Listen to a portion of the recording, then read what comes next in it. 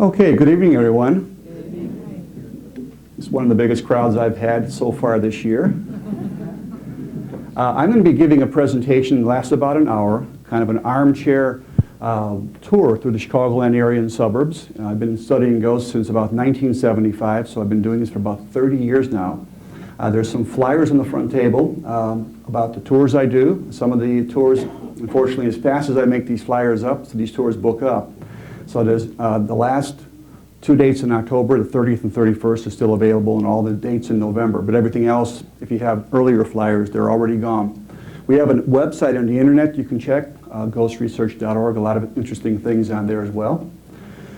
I'll be happy to take questions afterwards, and I also do have copies of all the books I've published, including Windy City Ghosts 1 and 2, a field guide to spirit photography, Illuminating the Darkness, the Mystery of Spook Lights, and I also have a brand new DVD presentation that just came out this year called Chicago Ghosts. It visits about a half a dozen or so spots along the Chicagoland area, shows us how we did research, how we set up our equipment, and some of the things we got, sights and sounds. So without any further ado, I'm going to turn the projector on and start the presentation. Throughout the time that I've been doing investigative work, I've come across about 175 locations in the Chicagoland area and suburbs which are considered to be haunted. The most haunted one that I've ever come across, and what really got me started in ghost research, is this location, known locally as Bachelor's Grove Cemetery. Bachelor's Grove is basically a small German cemetery founded in the 1830s by a group of German immigrants from Bremen, Germany, henceforth the name Bremen Township. And a number of them were, in fact, bachelors. They purchased property out here at $1.25 an acre. So consequently, they had large acreage of land. When the turnpike was later put on, the Midlothian Turnpike, this roadway was bypassed. This was the original road that the cemetery stood on. Now you have to walk about a quarter mile back into the woods, and eventually you come to a somewhat overgrown, abandoned cemetery. Throughout the years, a number of strange things have happened here. In fact, this one site has probably more things going on than any other place that I know anywhere in the world. Just the amount of different reports that I've got throughout the years. Unfortunately, because of it being so secluded, people come out here, they knock the sign down, they vandalize the graves, they dig up the graves. So besides that, and the nearby lagoon, which was allegedly used for disposing away mob victims during the Capone era, you can see how this area is very well known to be quite haunted, and that's possibly some of the reasons behind it. There are a number of interesting ghost stories associated with this place, including the two most famous ones that I've heard over and over again, and I've talked to a number of people who have actually seen this, including a phantom white house that appears along the road. As you walk down that main trail, it may be on one side of the road, the other side of the road, it looks to be a farmhouse with white wooden pillars, a porch swing, and even a light burning dimly in one window. The unusual thing about the house, though, is as you walk toward it, it gets smaller and smaller and vanishes from sight. You never can step up on the porch, and there's not a history of a house being built out there. Now that's still appearing to this very day. Others have reported blue ghost lights or balls of light floating through the cemetery, seen first by a Joliet man named Jack Hermansky in 1975, and later by a local woman known as Denise Travers, and she claimed to have actually put her hand right through one of these ghost lights. It felt no heat, no cold, no sensation whatsoever. They kind of bounce around the cemetery in the middle of the night. Now we've been out here a number of times doing research and investigations with the members of the Ghost Research Society, which was started back about 1977. And sometimes we do, well, all the times we take photographs and bring along different types of cameras and equipment. You can go to the website, you can see more about the equipment we actually use in our investigative procedures. But this is a high-speed color infrared slide. Infrared film we use very extensively because it picks up things that are not normally visible to the naked eye. And if you look in this area here, you can see the reddish areas of light. These are not defects in the development or the camera or the film. It's some area of sort of invisible light that was captured. This is snow on the ground, as you can see. Nothing stops us from going out there or doing our work. And near this large monument, this is the largest monument in the cemetery, marks the location of John Fulton Sr. A number of people have seen a small girl in the area, also a woman holding a baby in her arms that's been seen on moonlit nights. Now, one of the most interesting stories was related to me in 1976 by two Cook County forest rangers. They were on routine patrol, passing down Midlothian Turnpike. Just before they got to cross a small bridge, there's a stream right there that feeds this little lagoon. They saw what looked to be a farmer and a horse dragging a plow emerge from the lagoon, cross 2 lanes of the highway directly in front of their car, and disappear into Rubio Woods across the street. Now, they never officially reported that because they would probably say, "You're just crazy, you're overtired." But we did some research and we did discover in the 1890s somebody did die plowing land out there. Apparently the horse might have got stung by a bee, we don't know. It was spooked, dragged the farmer and the plow, and they both went under and they all drowned. And it was some 90-some years later that the first reports began to circulate. Now, there have been so many pictures taken out here at this cemetery throughout the years by all kinds of people, all different types of cameras. This man was a theology student named Arthur Vassy. In 1975, he had just purchased a brand new Polaroid camera. That's the kind of camera that takes a photograph, develops in your hand in 60 seconds. As he was heading down the main trail, suddenly this brand new camera began snapping off pictures by itself. The entire roll of films shot out of the camera, one after another, almost in rapid succession. That's why a lot of the trees in the background are blurred, because he was walking when this was happening. When he picked up these photographs and they later developed, a strange fog and mist appeared on a lot of the photographs. Now, it wasn't foggy out, it was not rainy, it wasn't humid, nobody was smoking. There was no reason for this to happen. And picture after picture shows different types of unusual fog. Now, not always in the same shape or form. Now, if it would have been the same shape or form, that might have been a telltale sign there was something wrong. But many, many such photographs. Now, he was a bit disturbed.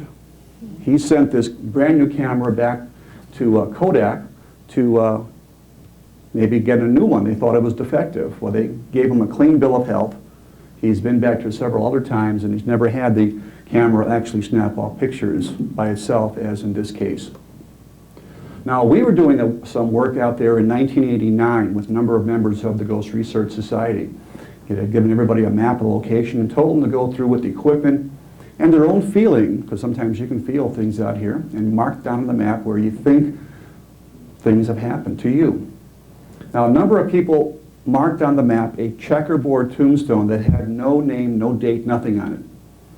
We went back to that area. We tried some experiments. We had one camera loaded with black and white, high-speed infrared film. Now, nobody was sitting on the tombstone when this photograph was taken, and it obviously we didn't know if anything had appeared in the film until we got the film back about a few days later. And this is the image. Now, this shows up on my website, also in a couple of books, including a book on spirit photography and also the one on Windy City Ghosts. It looks like a woman dressed in a turn-of-the-century style full-length gown down to her ankles. In fact, part of her head and part of her left knee is actually semi-transparent. You can see right through her, like she's not all there.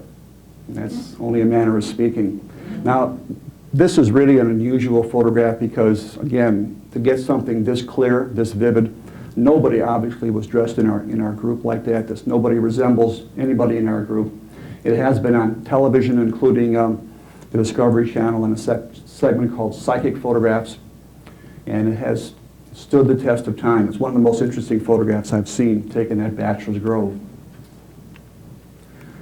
Leaving that area and heading out to downtown Chicago, this is the Jane Addams Hull House Museum on 800 South Halsted, right on the University of Chicago Circle campus. It was built in 1856 for Charles Hull, and later in about 1889, famous social workers Jane Addams and Ellen Gates Starr thought this would be the perfect location to set up their programs on social reform.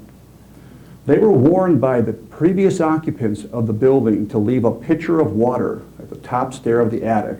Superstitious people that said if you removed that pitcher of water, the ghost from the attic would come down and create all sorts of problems. Now, Jane Addams, being a Nobel Peace Prize winner, paid no attention to such fairy tales, and soon after, women dressed in white were seen floating through the upstairs, disappearing through solid walls and through closed doors, often seen during social events held there by Jane Addams and Ellen Gates Starr.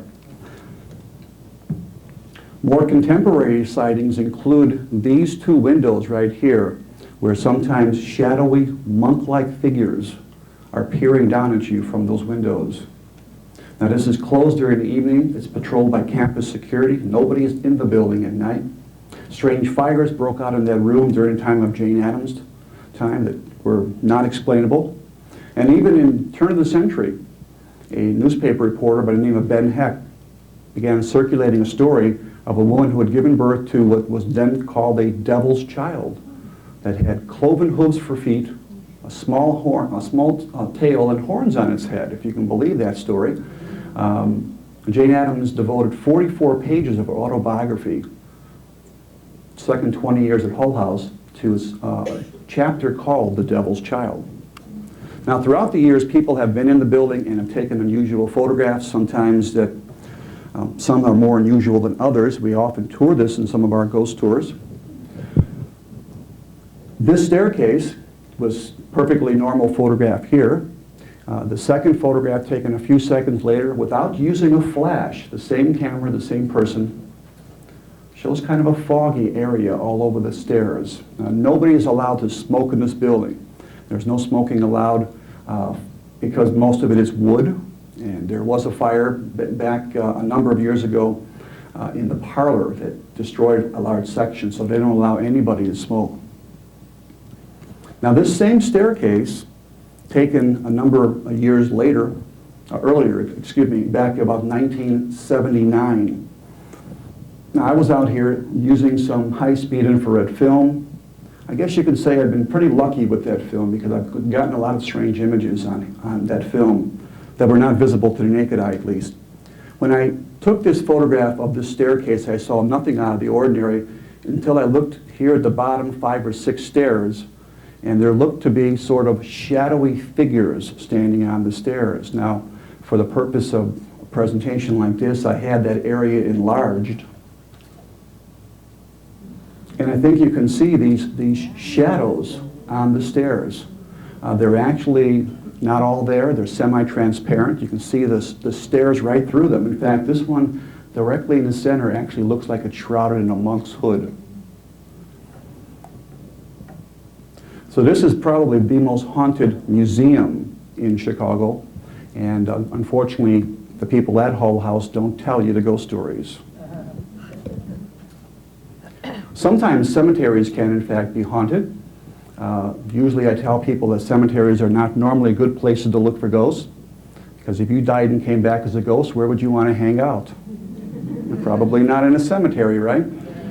But there are exceptions to the rule, Bachelor's Grove and a few others. This is Mount Carmel Cemetery, located along Wolf and Roosevelt Road in Hillside, often known as the Gangster Graveyard, because Al Capone's buried there, Machine Gun Jack McGurn, and people from the 1920s gangs. But this image, this area, this tombstone right here of a woman in her wedding gown holding a bouquet of roses is that of Julia Piccola Petta, often known locally as Italian Bride. Julia died in Schaumburg in 1921 at the age of 29, apparently from complications from childbirth. And she was buried here with her stillborn infant in this grave at Mount Carmel Cemetery. Soon after this, her mother, Philomena Piccola, began to have a series of unexplainable dreams, dreams in which Julia began to appear to her mother in the dreams and plead with her to dig her up. Now, this went on for 6 years, not every single night, but with an increasing frequency and regularity. she finally got permission to exhume the grave. Now, back in the 20s, they didn't bury it in burial vaults. They simply lowered the casket in the ground. On this current monument, you see two porcelain photographs. The top photograph actually shows Julia on her wedding day, holding a bouquet of roses. This picture was used as a model for the statue later put up. The bottom picture is the photographic proof of this interesting story, because after they opened up the lid, after her being buried in the ground for 6 years, this is what they found. They found her completely uncorrupt, no signs of decay or corruption after being there for 6 years. She was immediately reburied, put back in the ground. The dreams stopped. So apparently this was the reason many people believe that the dreams continued for so long. Now you can see on here an inscription written in Italian, which translated says, "What is this strange photograph?" taken 6 years after her death.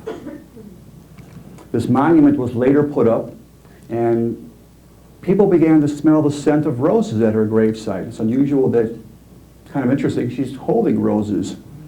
But also, the hillside police have reported strange lights, and sometimes people have seen a figure in the cemetery. This happened to a couple coming up on the Harrison Street side of the cemetery right here. They stopped in the middle of the night, just driving past. It was pouring rain, a really rain-soaked night. And they saw a girl walking along here towards this crypt, towards these tombstones in the distance, in a white dress. Looked like a bridal gown. Well, they stopped to get a better look, and even though it was pouring rain outside, she was perfectly dry. Her dress and her hair untouched by the weather. They took that as their cue to leave, which they did in a hurry.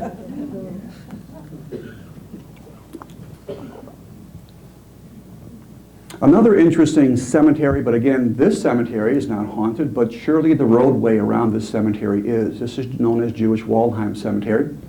It's known as the first, earliest known hitchhiking ghost story we have in Chicago, dating back to the Century of Progress exhibition about 1934.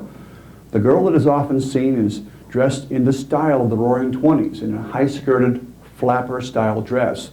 And she's known locally as the Flapper Ghost. Now, this cemetery is located on Harlem Avenue, just a bit north of Cermak Road.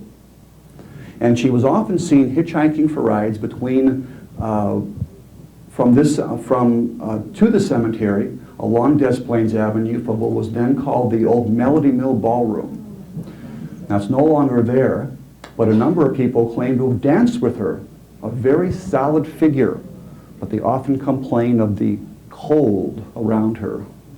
And later she would ask for a ride home, saying it was the old caretaker's house on the property. As she would park with her date, she would run towards that house, but disappear in the back.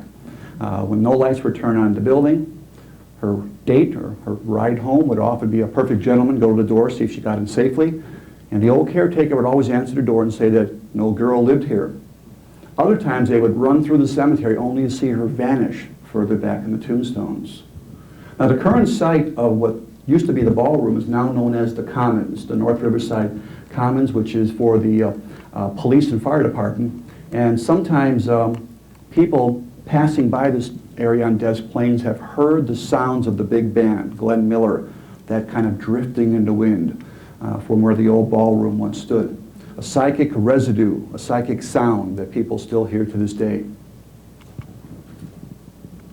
Sometimes churches can have unusual things going on in them. This is St. Rita's Church, located on 63rd and Fairfield in Chicago.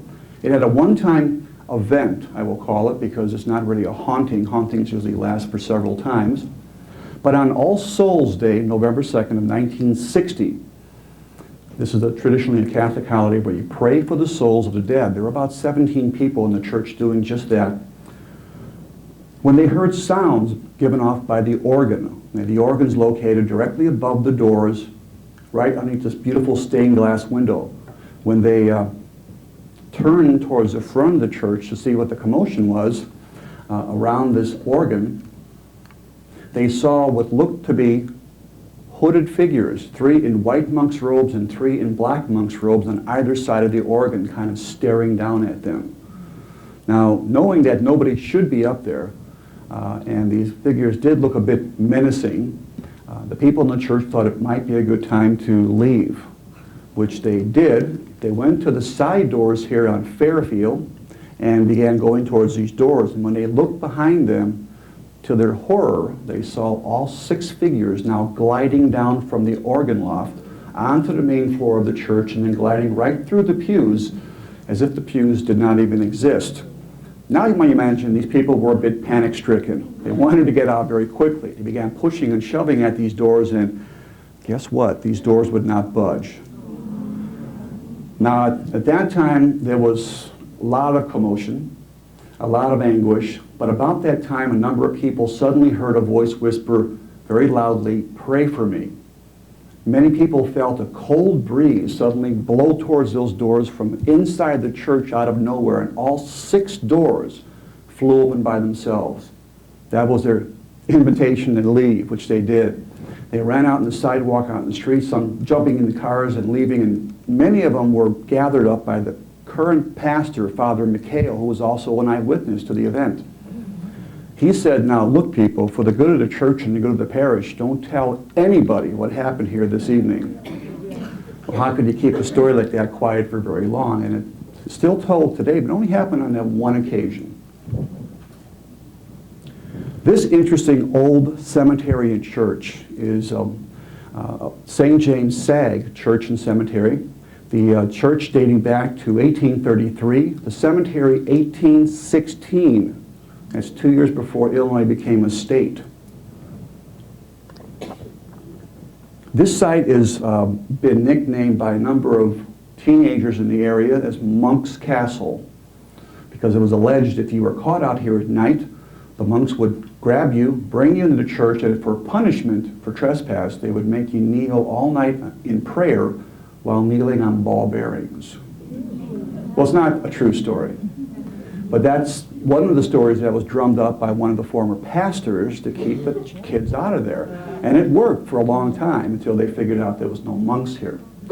But the earliest known ghost story dates back to 1897, and it concerns this building you see here on the right-hand side, Saginaw Hall.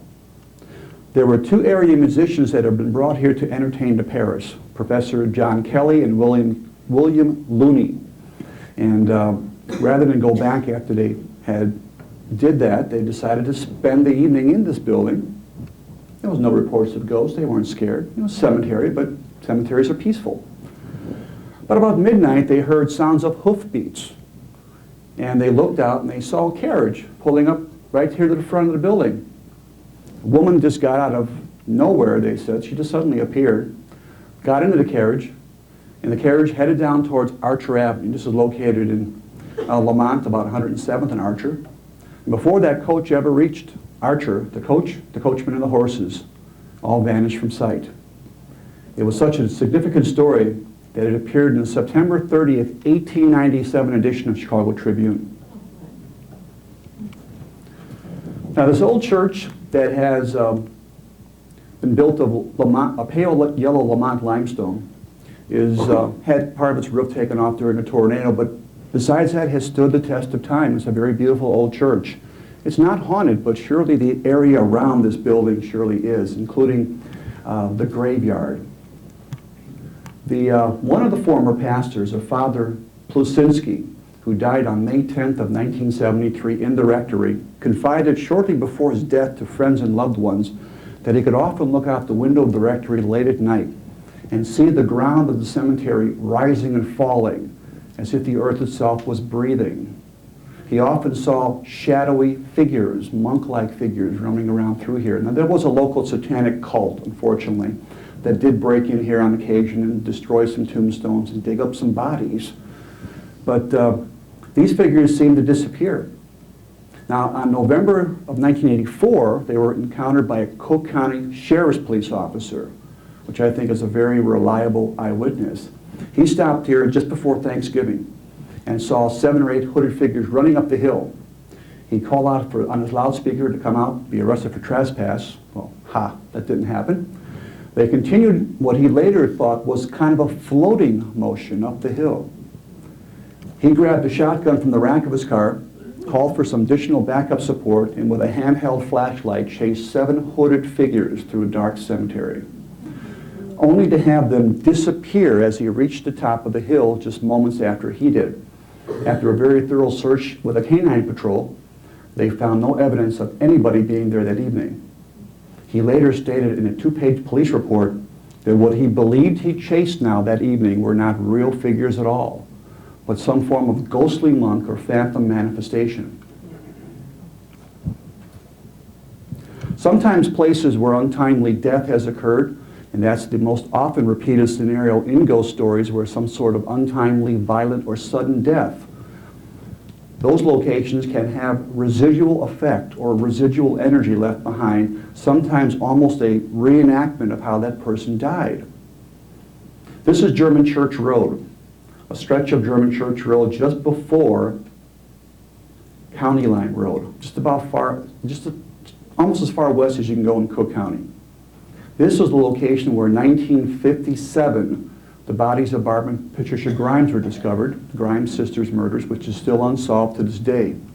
They had went to the Brighton Theater along Archer Avenue, which is no longer there as well. You can see it was up for sale at the time, has been demolished. But they went to see an Elvis Presley movie, and they were never again seen alive. They were discovered on the Werner property over this guardrail, and soon after, probably beginning about early to mid-1960s or so, people began to see and hear strange sounds on German Church Road. What they would often hear is the sounds of a car screeching to a halt, car doors opening and closing, and a car screeching away. Still others saw what looked like a black sedan pull up to the guardrails, dump what appears to be 2 bodies over the guardrails. The doors close, the car screeches away, but disappears in plain sight before it ever reaches County Line Road. When police are called out here to explore the area, to look down into the underbrush, they find absolutely nothing. It's been going on for quite a number of years now. This old building is not there. It's been basically taken over and sold, and now it's a new property, a new restaurant, but at one time it was known as That Steak Joint, 1610 North Wells in Piper's Alley in the Old Town section next to Second City. If anybody ever had a chance to go in there, it was an amazing place. It was the only Victorian restaurant in Chicago. Partially damaged in the Great Chicago Fire, and there was said to be at least 1, possibly 2 murders that took place either in the alley or in the upstairs. And that may account for some of the ghost stories. The area was adorned with antiques from treasure houses and other fancy mansions all around the Chicagoland area from the Victorian era, including this unusual statue or bust of a peasant holding a wine flask, donated by the Matson Steamship Company. It is said that if you stare at this figure long enough, that his face would change, his expression from a frown to a smile to a grin. The only thing I ever questioned about that story is that this was located directly behind the bar. So perhaps those that had a few too many might be those that were experiencing that. But during 2 separate occasions, we were actually locked in here at night to do some investigative work, and we're only opened up the doors about 7 or 8 o'clock in the morning. We had a psychic with us one time. The first time we were followed by the Chicago Sun-Times, and the second time by Janet Davies from Channel 7. And the psychic kept feeling something off here to the left of the bust, and we got her on videotape saying that. We snapped a number of pictures, but of course, again, we didn't know until a few days later when we got the film back that where she was feeling this, something was there. Now, some sort of strange mist, and again, nobody was allowed to smoke during this investigation. They just had to put their cigarettes away for the evening. So this is not cigarette smoke, and this was after the restaurant had been closed for several hours. Along the staircase at one time, I don't know where these, I've not been there since it's changed hands. I doubt these are still there. I don't know if they're not there where they are now, but these two portraits of William Devane, a very early milk merchant during the history of the city of Chicago, a very rich man, and right next to him is his wife, Catherine Devane. And they were purchased from L. Morlock, Victorian House Antiques at 806 West Belmont. L had a series of bad luck with these portraits, including the woman's portrait actually came crashing down on his foot one day, breaking his big toe. Now, besides that, he just said that the woman's picture, this portrait, just gave him the creeps. It's just an old woman, right? But he said no matter where he went in his antique shop, the eyes seemed to follow him around.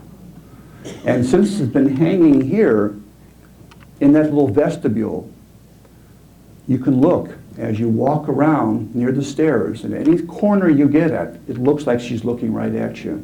It's kind of unnerving. Directly across from where these two portraits hang is the woman's washroom. And you guessed it, that's one of the locations where a lot of the phenomena happen. Women have been inexplicably locked in here at night. There are no locks on the doors. There's only a slip latch. It does not become jammed. They've been pounding on the doors sometimes for 15, 20 minutes until the next person just happens to come, turn the knob, and walk in very nicely. Others have been in there when they've heard the click-clack of high heels on the tile floor, and when they get out, there's nobody there. The interesting thing is right across from where these pictures hang, along the staircase leading up to the second floor dining room. And this was taken about Christmas time, as you can see. But as you walk past these portraits and you get directly between them, right in the center here, a number of people have felt a sudden chill in the air, a psychic cold spot that's there throughout the year. Not all the time, but it's there throughout the seasons. It's not just there during the winter time, it's there during the summer, spring, and fall. As you head up to the upstairs dining room, in the background there, that door here is, again, the woman's washroom. And this upstairs dining room, a waitress was up here bussing tables late one night when she felt something grab a hold of her wrist, something that she could not see. Of course, she began screaming at the top of her lungs. The maitre d' and manager came running up the stairs, and when they came up there, they found her kind of sprawled on the floor right here. One of her high heels had been broken, and red marks all over her wrist as though something had violently grabbed a hold of her. Now, they immediately thought it was an intruder. One of the manager grabbed a steak knife off one of the tables and ran looking around. They found nobody. She quit that evening, as you might imagine, and only came back one time to pick up her payroll check. Now, this was a location that we thought would be a prime place to set up our headquarters, in which we did. Right up here, the same location where she was seen to fall during that struggle. And throughout the evening, again, this one time we did not have the advantage of having a psychic person with us, so we were taking photographs using different types of cameras and film, hoping that we would get something on some of these pictures where this activity had taken place. And in this one, we were lucky. This is an infrared shot, again, taken of this area. If you look in the upper left-hand corner, you kind of see a fuzzy patch, a patch that you can see the wall through. Now, I don't expect you to see everything that I'm pointing out. I've looked at these photographs for hours, with a computer, with software, analyzing them. But it actually looks to me like a monk-like figure kind of bending over the table. And if you look below the table, you can see semi-transparent legs and feet sticking out. The unusual thing is that he's standing directly in the center of the table. So the center of his body is actually obscured by the tablecloth and these table tents, something a real person simply cannot do.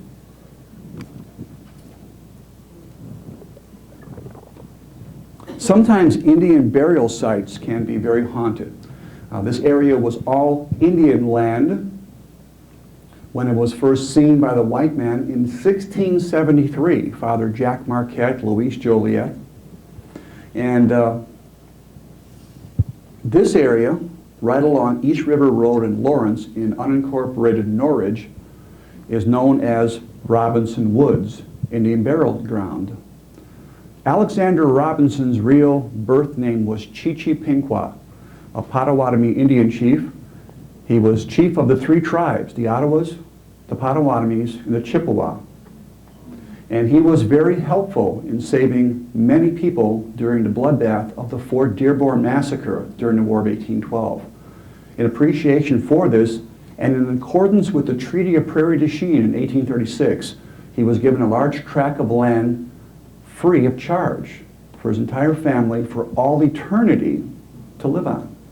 As other friendly Indians, Black Partridge, Billy Caldwell, which was known as Saginash, and there's a Billy Caldwell Woods, there's a Black Partridge Woods near Argonne National Lab, and other Indians also had tracts of land. Well, Robinson was thought to be 110 years old, or perhaps older, when he finally died in 1872, just 1 year after the Great Chicago Fire.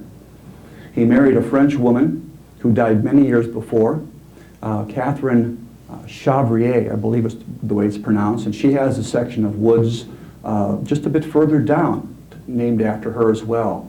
This large boulder marks the location where the Robinsons were buried, and descendants of the Robinsons lived here until 1955, when the great-granddaughter of Alexander Robinson, living here with her son, or a grandson, was in a log cabin that mysteriously burned to the ground. And they could not afford to rebuild. They moved away, and then it was later taken over by Cook County. When she finally died, she wanted permission to be buried here with her descendants, and they would not allow burial in a forest preserve, so she had to be buried elsewhere. Also in 1955, this was an area known as the site where, or very near the site where the Schuessler-Peterson boy murders took place in 1955. That went unsolved for some 39 years until Kenneth Hansen was finally convicted of the crime. People have often heard a chopping wood sound here at night, as though people are out here chopping down trees with an axe, something maybe the Robinsons would have done during their lifetime to sell the wood for clothing, foodstuffs, and firewater, whiskey, as they called it. Others have smelled an unusual odor right here, often in the dead of winter, or sometimes after several stiff frosts when no longer trees and flowers are blooming. It's been described as either lilacs or violets. And even though there may be a stiff breeze blowing, that stays right there. It doesn't drift away with the wind. I've smelled it on 2 occasions, once with a senior group, and when they began to smell it, they started to head back towards the bus for some reason. Well, down this trail, let me get it in focus here a little bit, is a trail that leads all the way back to the Des Plaines River. A number of times people have seen and sometimes photographed strange lights down this trail, and what it looks like, reminiscent of somebody walking down the trail swinging a lantern. Again, something the Robinsons might have done, going back and forth to the river to get water for drinking and washing purposes. Between these 2 trees, just a few steps away from where the individual grave markers once stood, they were removed a number of years ago for fear of desecration, 2 local parapsychology students from Northeastern Illinois University, they put a tape recorder between the 2 trees in an attempt to record sounds. Now they use a sophisticated device known as a diode microphone. For simple terms, it picks up only high-frequency sound that we can't hear, similar to a dog whistle in the ultrasonic range, and not normal background noise. When they retrieved the tape in the tape recorder and they played this back later, they heard a dull, repetitive sound on the tape. When they compared that to any known sounds, the closest thing it resembled was the beating of an Indian tom-tom. Obviously, there were no Indians there that evening. This very unusual structure, known as the Beverly Unitarian Church, locally people have nicknamed this the Irish Castle. You can see why. It was built in 1886 for Robert C. Gibbons, a real estate tycoon, for his bride-to-be. Of course, she disapproved of the architecture and said anybody that would live here would be a fool. So they didn't live here very long, but in the time they were here, they threw lavish parties for VIPs, judges, mayors, governors. And sometimes those party sounds are heard to this very day. Former pastors, including Roger Brevin and Lorette Bugliosi, have both heard psychic sounds of parties going on. Champagne corks popping off bottles, laughter, music, conversation, glasses tinkling together for toasts. So they try to find these sounds. They're everywhere but nowhere. People that thought they were arriving late to social events because they could hear the sounds of a party soon discovered that they were the only ones in the building at the time.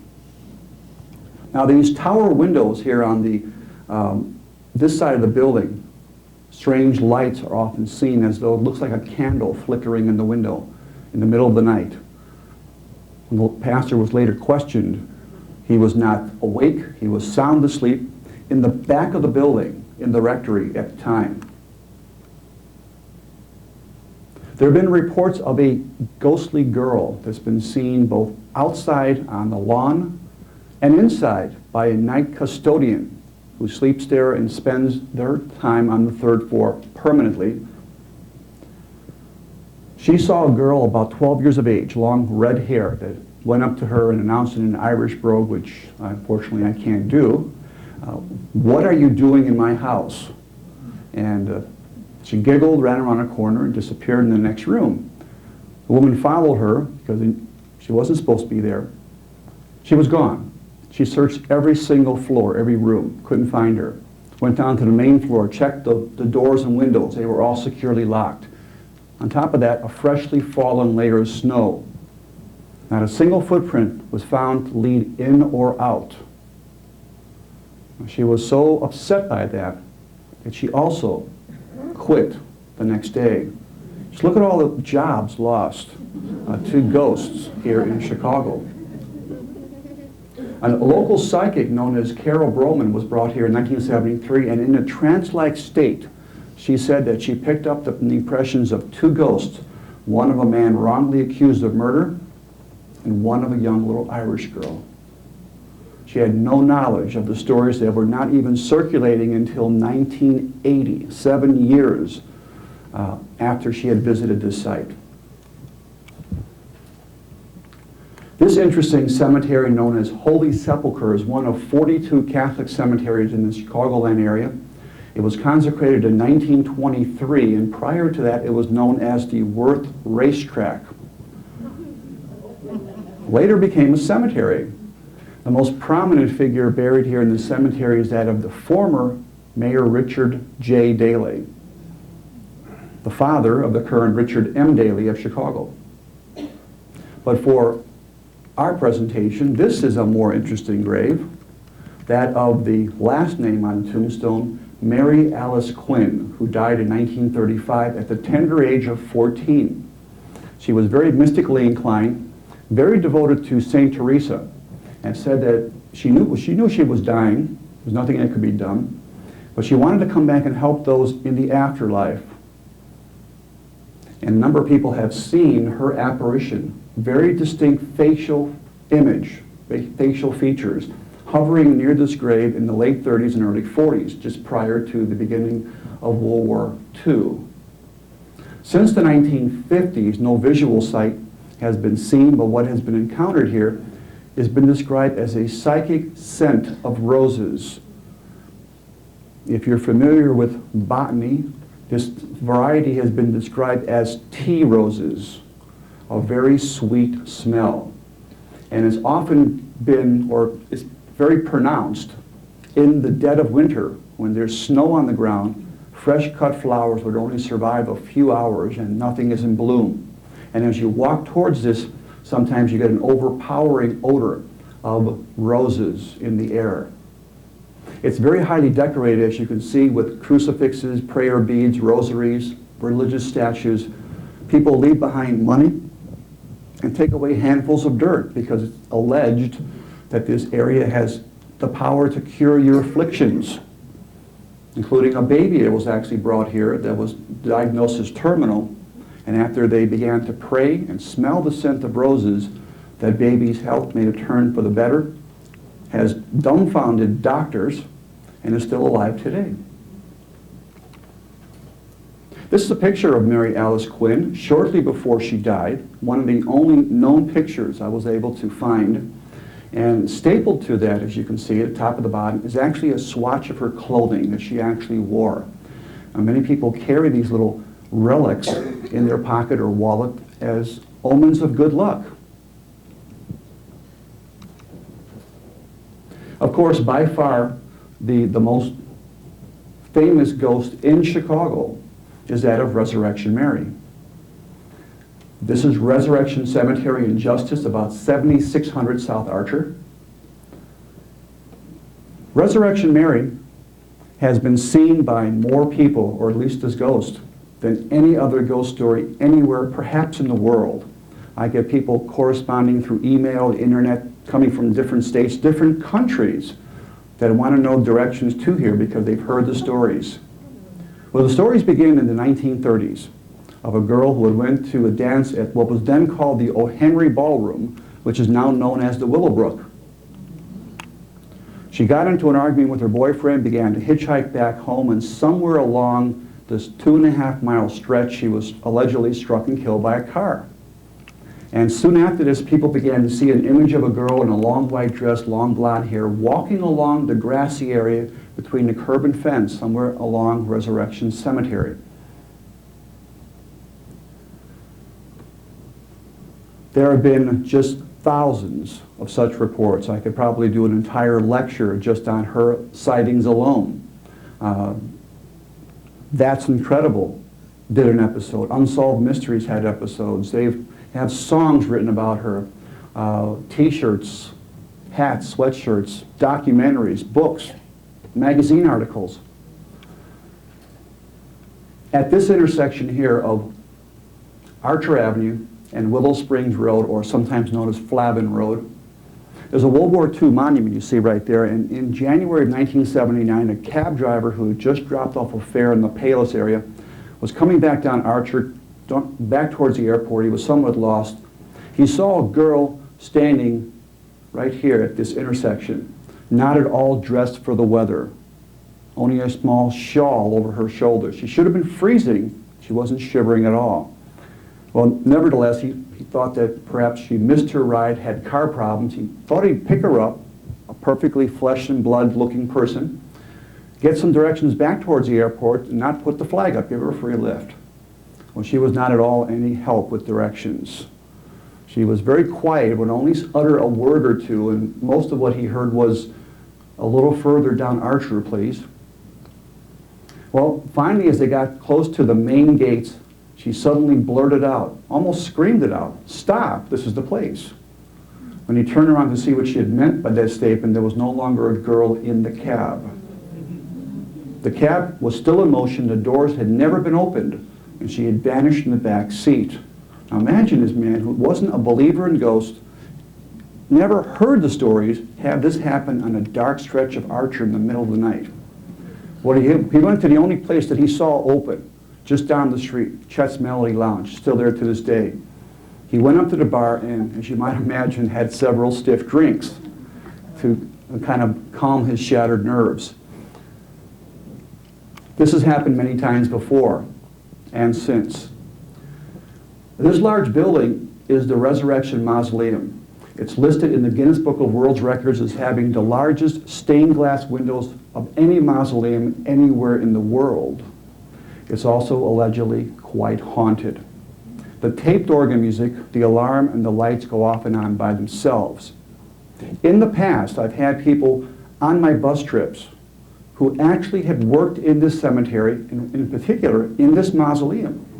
As driving past, they would see these lights go on as I'm describing the mausoleum, and later would tell me that there's nobody in there. They know the schedule, and there are no timers to set those lights off and on. Other times, fire department personnel have told me of responding many times to false fire alarms, including blackouts, that were attributed to the mausoleum that blacked out large sections of Willow Springs and Justice. Also, the taped organ music is sometimes heard full blast, blaring in the middle of the night. Construction workers have also told me that sometimes during the construction of this mausoleum, when they would come back, these large statues of saints and religious persons were often found in different positions, as though these figures had a mind of their own and were wandering around the mausoleum in the middle of the night. Now this intersection here is not very clear, but it's the location right here at 76th and Roberts Road. This is 76, this is Roberts Road, and there's a maintenance entrance right there. An emergency call on a CB, a Citizen Band Radio, Channel 9, reserved for emergency purposes only, claimed that there was a girl, a hit-and-run victim perhaps, lying face down on that grassy area near those gates. Well, Bridgeview was the first to arrive coming down from 79th Street. They found a girl standing by her 65 Mustang, CB microphone still in her hand, literally in tears. She said just as the squad car came, turned that direction, the body lying on the side of the road disappeared from sight.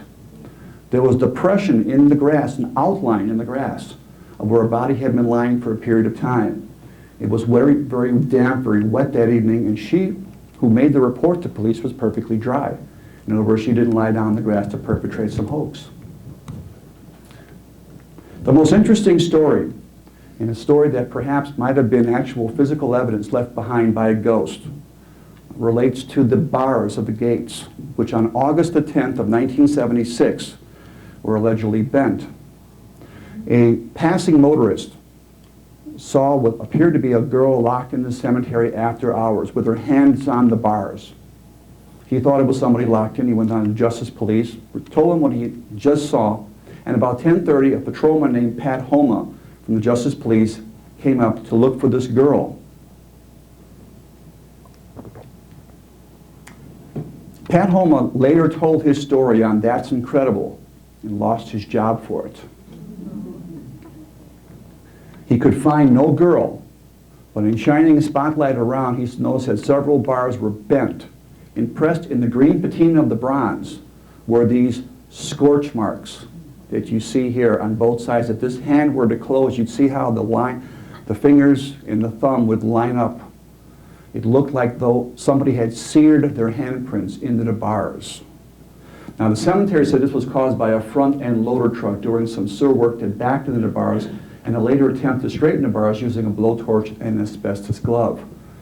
Well, this is the original picture taken just weeks after. Those are not blowtorch marks. A truck accident doesn't both push bars in and pull bars out like this happened in here. And an asbestos glove does not leave behind fingerprints. It's as simple as that. Well, when people began coming and gawking at these bars, they did do something to these bars. People would come out here and hold the bars where the handprints were, and as it was approaching Halloween, they wanted to do something, so they did then blowtorch, obliterate the marks with a blowtorch, and this is what the bars looked like after they blowtorched them. Quite different from the first photograph. These are hollow bronze bars. When they're subjected to a lot of heat, they collapse, like they did here. Now, there were no longer any finger marks on the bars, but now the bars were black and sooty, easily seen from Archer Avenue, and that attracted even more attention. So finally, about a week before Halloween, they were hacksawed out. Here's another picture before they were blowtorched to show you that small little area where this truck accident happened. Very localized little area for a truck to back in and not bend any other bars except just those two. Well, eventually, like I said, they were hacksawed out. A wire mesh fence was put in here, as you see here, to keep people from crawling through the gates and getting into the cemetery in the middle of the night. And the bars were gone for a long period of time. And when they were finally brought back after, according to my sources in the cemetery, which will forever remain nameless. These bars were shown to various copper and bronze experts. Metallurgists and chemical tests were done on these bars. When they were finally put back into place, they put the same bars back in rather than buy two brand new bronze bars. And this is a later attempt by the cemetery to further cover up these bars, but you can see they use a different color green. So they still stood out. The area where these handprints were remained rusty marks for more than 20 years, as though something was stopping these bars from turning back to the characteristic corrosive color of this copper-bronze alloy bar. Finally, if you go to the cemetery to this day, the bars are all painted a uniform gold in color. But if you know where to look, you can still see the bars to this day. There's a gate going in and a gate coming out, but be careful because there's signs that say no standing, no stopping, no parking, no photography. They're very touchy about this story. As you come out of the cemetery, you look to your right to this section of bars right here, this gate that folds in. And you can see two bars that don't look original to the gate. These two right here. They were welded back in. All these other bars here are original. The weld's cracking on this bar is kind of rusting away. So these two bars here were the ones, and you'll be able to see them very easily. I always thought it would be an excellent idea using today's forensic technology to lift the fingerprints from the bars and compare them to persons either living or deceased. If they would have matched the deceased person, I think it would be very strong evidence for the existence of a ghost. Well, that's my presentation for this evening. Thank you very much.